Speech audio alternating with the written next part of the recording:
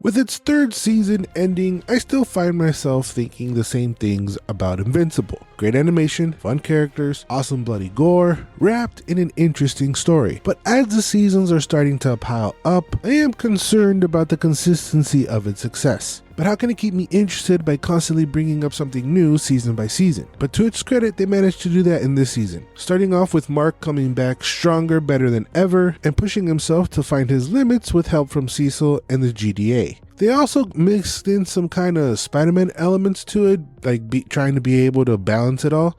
His personal life, trying to be at two places at once, trying to save the world, all that at the same exact time. Because Oliver, his little brother, plays a bigger role this season, with him growing up so fast and him finding out what his powers are, with Mark basically raising him alongside his mom. This was yet another wrinkle that was added to the mix. We also get some Cecil backstory, and I really love this episode because it helps us see Cecil's point of view, where he's exactly coming from, which helps us understand the Cecil character way more. Because Cecil goes on to do some things that Mark isn't exactly super thrilled about, which leads to Mark not wanting to work with him anymore. Of course, all this plays out in a very violent manner. And the consequences to this leads up to Mark separating from the GDA, along with an implosion of the Guardians of the Globe, with some of them stepping away from the team. It had a little bit of Captain America Civil War added to it, which was pretty cool. All because Mark couldn't see Cecil's point of view. And as the audience, you were put in an interesting position because of that backstory episode, we do see Cecil's point of view. Mark, we can be the good guys, or we can be the guys that save the world. We can't be both. There will be scenarios where you have to do things that you don't exactly want to, or don't feel right doing for the sake of saving the world. And the way that they use this and play with this theme was brilliant, because Mark is inherently a good person. He can't help himself. It's him by nature. He's against killing no matter what. Even if that death could save millions, he struggles to get himself to do so. But then the conflict comes in with the hypocrisy, because at the end of season 2, he managed to kill Angstrom. So it was cool to kill that guy because he threatened and actually broke your mom's arm and threatened to hurt your little brother, but it's not right to kill so-and-so because it's just not right. You killed Angstrom Levy. Should I lock you up too? You know that was different. So I really enjoyed how they threw this back at Mark's face a couple episodes, because at the end of the day, he's human, and this is a flaw that Mark possesses, which I love when movies or series introduce some gray stuff to the story. It's not always black and white. Nobody's perfect. So annoying nowadays when characters just are, because the story demands it. And I'm sitting there going like, hey, can I see how you got there? It will help me relate to the character, find common ground, and see their point of view when they're coming from. Instead, most characters are just like, I'm the best. Yeah, but why?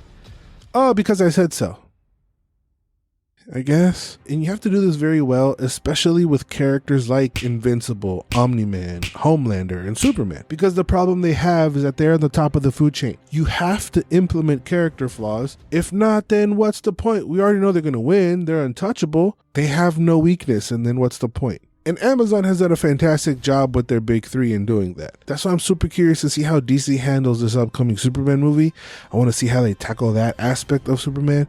But I digress. This season really did a good job in bringing up conflicts and scenarios that are super gripping and interesting, because they focus on the human element of things by breaking up relationships and giving some villains good points of view, and by taking time in episodes to show those points of view to us. You can't help but to see where they're coming from. The one problem I feel like Invincible has run into this season was how it treats death. It feels like no one ever goes away forever. They always come back one way or another. So deaths are starting to lose meaning a bit. Even the villains that he takes down and throws in jail, they manage to escape or find a way to introduce themselves back into the story or for an episode. So when one of your main points of emphasis that you're trying to make is that there's consequences for your actions, and you kill someone and you bring them back, the strength of your point is weakened, because then there's actually no consequences because you brought them back. And I feel like this show is more structured around story. The story is the main focus, it's the main element.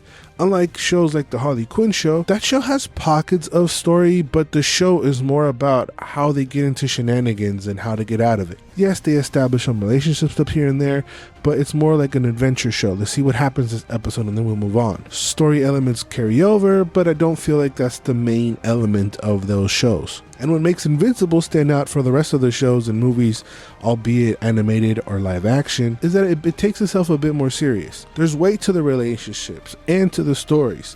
Of course, the violence is always fun, but the human element that I mentioned carries a lot of the show. And the fact that every action has either an immediate consequence or something that happens later down the road. But when you erase the consequence by bringing back someone who died, well, then you're diluting its impact. All for the sake of kind of recycling a villain, and I wasn't too keen on that. But at the same time, I get it. With all powerful characters, like I mentioned before, your Omni-Mans, your Homelanders, your Supermans, you struggle to find a competent match for them. Who's strong enough to face him? Who's a worthy villain? But my question goes to, where do we go from here? What's next? But I hope that they're cooking Omni-Man in the background, or are preparing to bring Oliver to be an antagonist. As long as they keep introducing new conflicts, I'm going to be here for the show. Maybe you have the boys versus Daddy, you know? Who knows? I really enjoyed the Omni-Man side story. He's really defeated and he has to be built up, and then there's an eventual payoff there. But he also seems to be very broken emotionally, and it feels like they have to build him back up, so it's going to be interesting to see when that eventually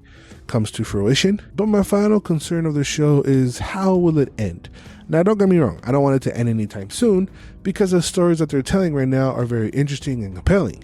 But that's why I go back to the consistency part that I mentioned at the beginning. How long can they keep this up for? Because I personally don't want this show just to run its course and keep going on just for the sake of keep going on. Kirkman's biggest franchise, The Walking Dead, got to that point. I feel like I, like many, fell off like 3/4 of the way through the show and just didn't care how it ended because it just dragged for so long. Even popping out spin-off after spin-off, it was just too much.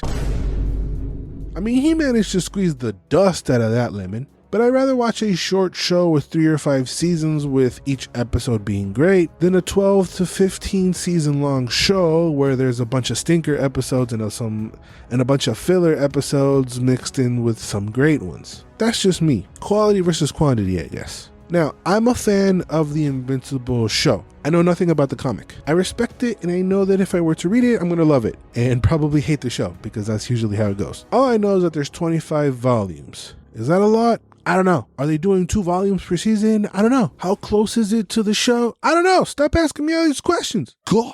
If you're a fan of the comics, please feel free to answer all these questions for me, because I simply do not know. God. All I know is that Kirkman said that he has 7 to 8 seasons planned, which that is okay. That's not bad. He says planned. Hopefully he doesn't just like creativity sparks and he keeps going on for more and more and more, leading to what I don't want, which is just dragged out seasons. As long as he keeps coming up with compelling and interesting stories that make sense, I'm 100% down for the show to keep going. And season 3 is proof that they can do that. They can implement new conflicts and new interesting dynamics between the characters. As long as they're able to keep doing that, I'll keep watching. But those are my thoughts on Invincible Season 3. Let me know yours down in the comments. Did you love it? Did you hate it? Any and all thoughts, let them fly down in the comments. And while you're down there, if you can hit the like button and subscribe to the channel, that would greatly help. Thank you very much. Thank you guys for watching. Remember to always and forever, you do you.